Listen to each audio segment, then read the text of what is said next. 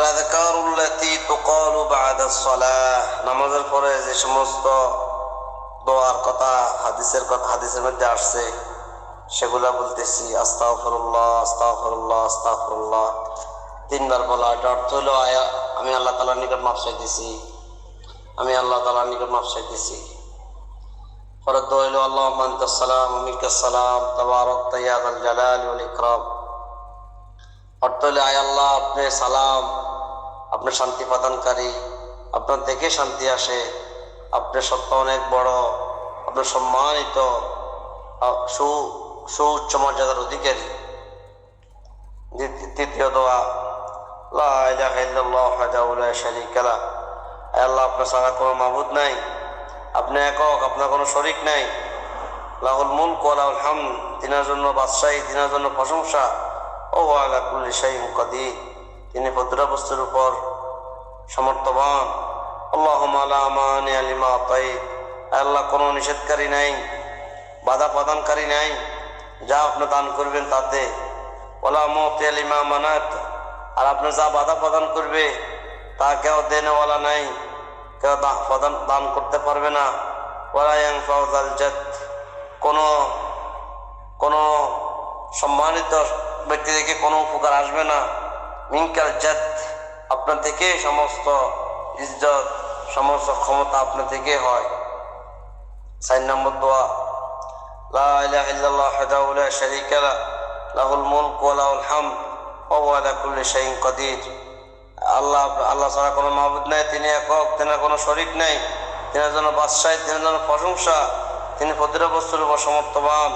ওয়ালা হাওলা ওয়ালা কুওয়াতা ইল্লা বিল্লাহিল আলিয়্যিল আযীম, লা হাওলা, কোনো গুনাহ থেকে কোনো বাঁচানোওয়ালা নাই, ওয়ালা কুওয়াতা, ইবাদত করার জন্য কোনো তৌফিক দানকারী নাই, ইল্লা বিল্লাহিল আলিয়্যিল আযীম, একমাত্র আল্লাহ তাআলা, যিনি অনেক সম্মানিত, অনেক প্রভাবশালী।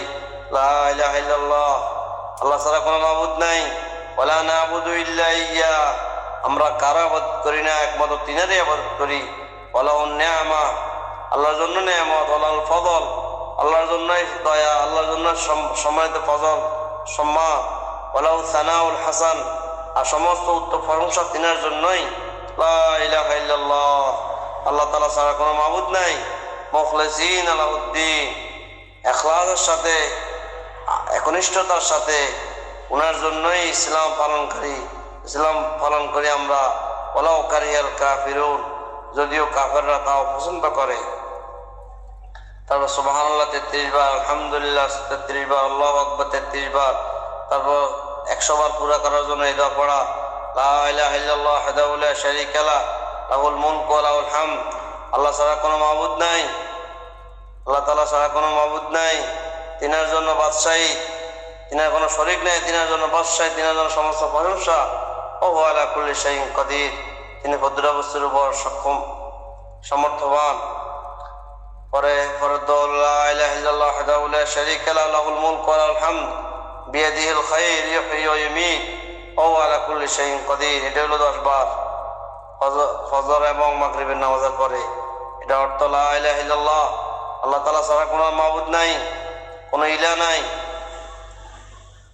লা শারীকা লাহু, তিনার কোনো অংশীদারিত্ব নাই। লাহুল মুলক, তিনার জন্য বাদশাহী। ওয়া লাহুল হামদ, তিনার জন্য প্রশংসা। বিয়াদিহিল খায়র, তিনার হাতে সমস্ত কল্যাণ। ইউহয়ি ওয়া ইউমীত, তিনি জীবিত করেন, তিনি মৃত করেন। ওয়া হুয়া আলা কুল্লি শাইইন কাদির, তিনি প্রতিটা বস্তুর উপর সমর্থবান। তারপরে আল্লাহুম্মা ইন্নী আসআলুকা ইলমান নাফিআ, আল্লাহ আমরা আপনার নিকট উপকারী ইলম চাইতেছি, ওয়া রিজকান তাইয়্যিবা, উত্তম রিজিক চাইতেছি, ওয়া আমালাম মুতাকাব্বালা, এবং গ্রহণযোগ্য আমল, আপনি গ্রহণ করেন এমন আমল আপনার নিকট চাইতেছি। তারপর আয়াতুল কুরসি পড়া, সূরা ইখলাস, সূরা ফালাক, সূরা নাস 3 বার করে পড়া। আল্লাহ তাআলা আমাদেরকে কবুল করেন, এগুলো আমল করার তৌফিক দান করেন। আসসালামু আলাইকুম ওয়া রাহমাতুল্লাহ।